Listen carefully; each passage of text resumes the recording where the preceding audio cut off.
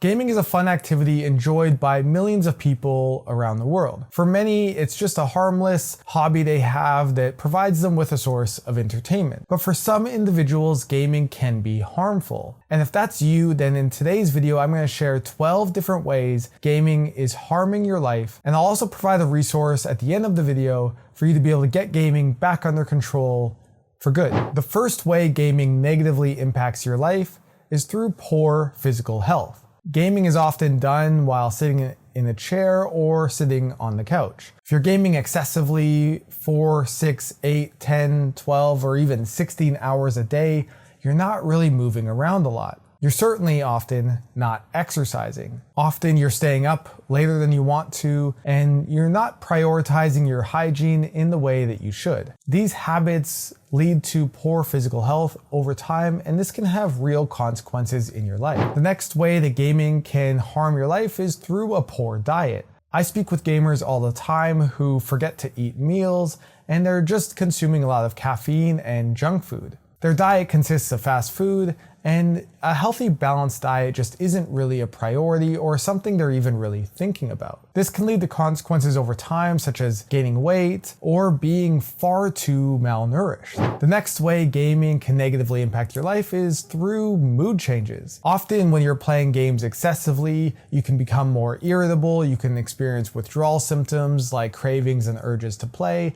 And I even remember in my life, I went to Rome in Italy when I was 15 years old. And during that time, I didn't even want to be there with my family. I just wanted to be back home gaming. This mood swing, this irritability you can experience as a gamer can really have a negative impact, not just on your own life, but also on the people who have to be surrounded by you, like your family. Gaming can also lead to increased anxiety and depression. Due to the lifestyle that gaming can create, especially if you're gaming excessively, you're often in a room, isolated, you're not getting a lot of sunlight, you're not exercising a lot, your diet is very poor as we've discussed. These conditions lead to you feeling more anxious or depressed. Although there's a lot of debate about whether or not a gaming issue is a gaming issue or it's just underlying anxiety or depression, in my experience it tends to be both. Anxiety and depression can lead to a gaming problem, but the gaming problem can also lead to anxiety and depression. The next way that gaming can negatively impact your life is through hurting your relationships.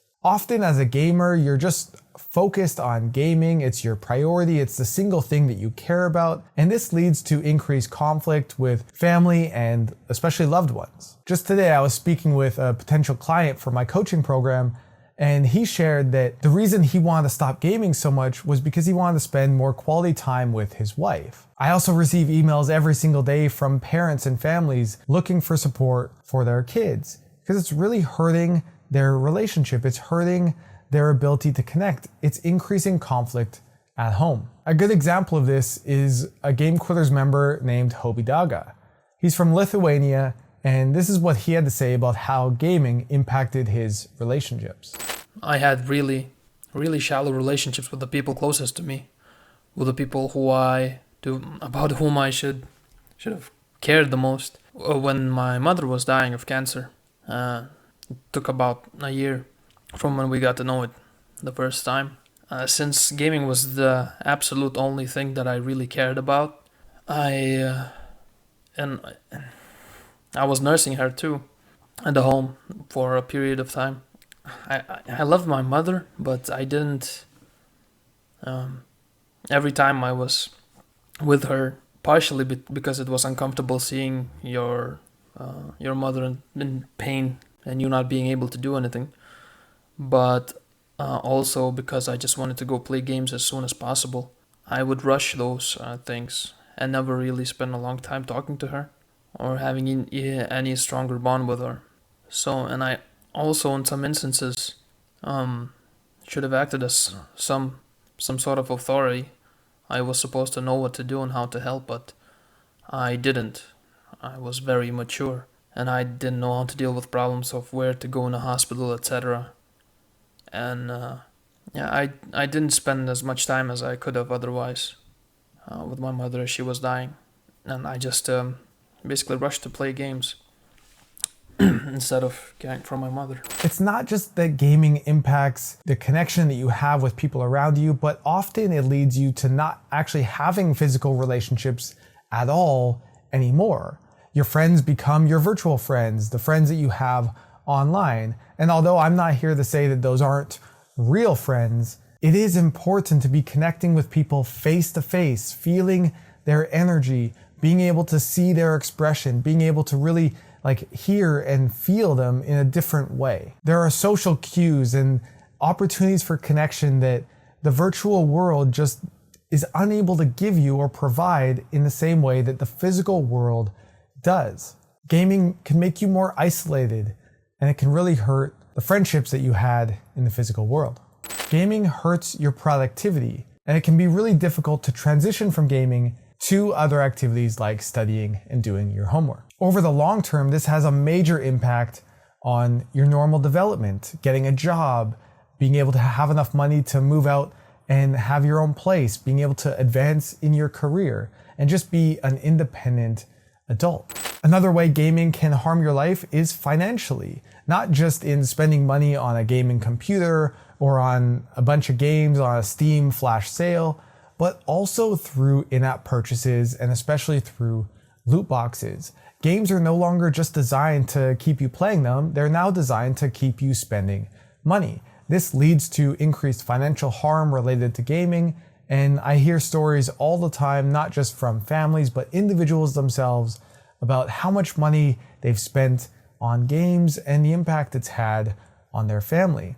Often there are young people who are in fact even stealing money from their parents in order to game.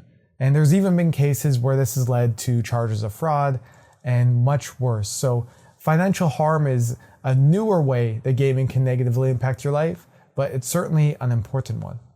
It's also easy with games for it to be the only activity that you do. When I was playing games excessively, it was the priority. I didn't want to do anything else. Gaming was the only thing I wanted, and I just wanted more.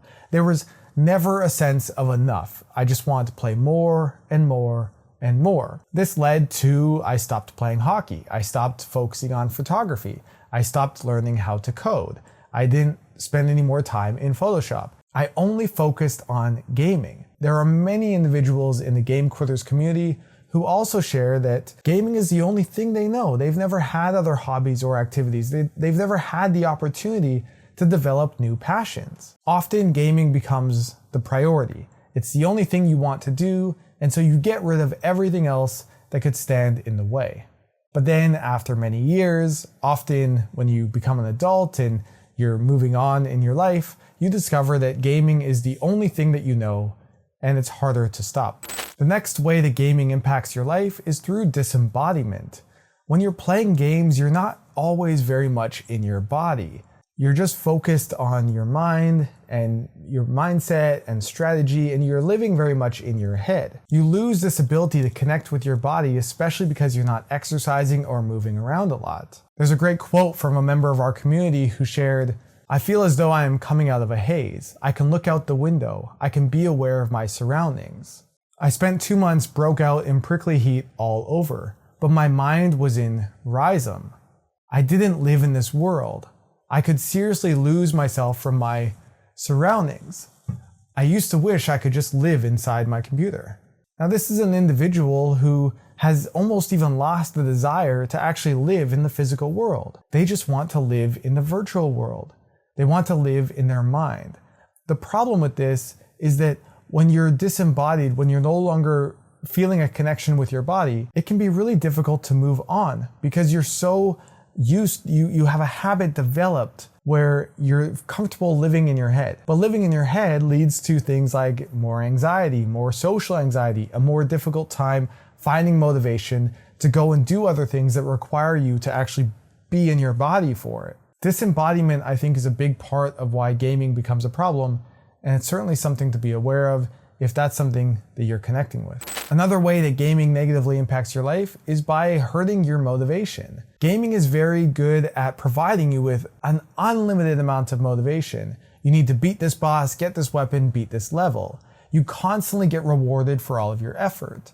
This creates a warped perception of effort and reward. Where in the virtual world, you're getting rewarded for all of your effort, you're getting virtual badges and shiny objects, whereas in the physical world, you don't get instant gratification in the same way.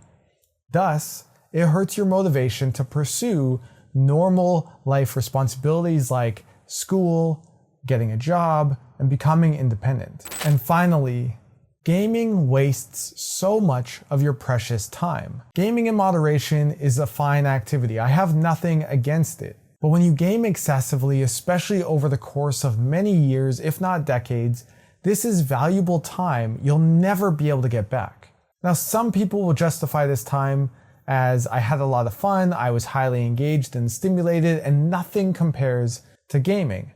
And I understand that.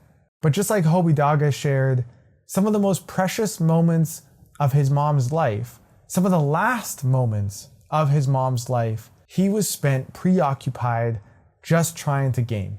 And there's no way he can get those back.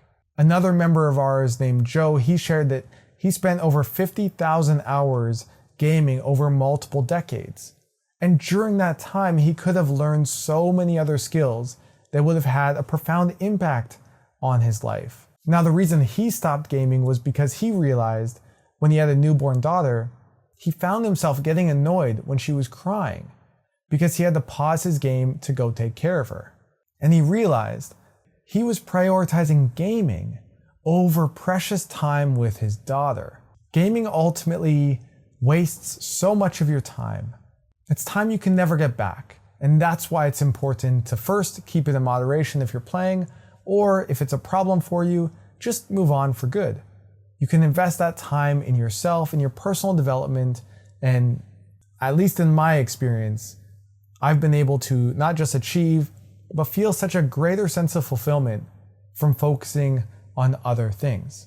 So these were 12 ways that gaming can negatively impact your life, and I hope it provided you with more clarity on how gaming might be impacting your life and whether or not you should do something about shifting your relationship with gaming. Now, if you relate to me and you feel like, hey, I have a gaming problem and I need to get it under control, then I have a program to help you. You can go to gamequitters.com/apply and you can watch a video I have all about how you can stop gaming and get it back under control without having to deal with things like cravings, boredom, and just wasting time watching YouTube videos and just other type of kind of mindless content in many ways is the same as just playing video games. So if you want to get your gaming back under control for good, then you can go to gamequitters.com/apply and you can apply for a call with me that's completely free where we can see what your situation is and whether or not the program I have is a good fit for you.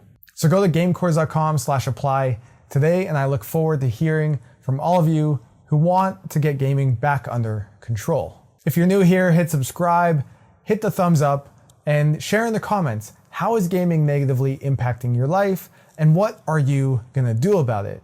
Have you moved on from gaming, and what that experience has been for you? Maybe something that you found as a benefit from not gaming. I hope you enjoyed today's video, and I'll catch you next time. And until then, peace.